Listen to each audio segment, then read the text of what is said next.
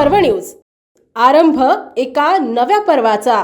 Breaking news येत आहे। मुंबईत खळबळ, लाच घेताना खार पोलीस ठाण्याचा सहाय्यक पोलीस निरीक्षक एसीबीच्या जाळ्यात। 1.5 लाखाची लाच घेताना एपीआय तुषार काळेला अटक। जमिनीच्या वादात रिपोर्ट देण्यासाठी मागितले होते 3 लाख।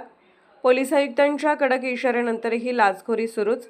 मुंबईतून एक मोठी बातमी समोर येत आहे। खार पोलीस ठाण्याचे सहाय्यक पोलीस निरीक्षक तुषार काळे यास लाचलुचपत प्रतिबंधक विभागाने एसीबी 1.5 लाख रुपयांची लाच स्वीकारताना रंगेहात अटक केली आहे। एका जमिनीच्या वादाच्या प्रकरणात तक्रारदाराच्या भावाच्या बाजूने न्यायालयात चौकशी अहवाल सादर करण्यासाठी काळेने 3 लाखाची मागणी केली होती। तडजोडीनंतर तो 1.5 लाख रुपये स्वीकारण्याचे ठरले होते। मात्र तक्रारदाराने एसीबीकडे धाव घेतल्याने सापळा रचून ही कारवाई करण्यात आली। विशेष म्हणजे पोलीस आयुक्तांनी नुकत्याच झालेल्या बैठकीत भ्रष्टाचार खपवून घेतला जाणार नाही असा इशारा दिला होता। तरीही पोलीस दलातील ही लाचखोरी उघड झाल्याने मोठी खळबळ उडाली आहे।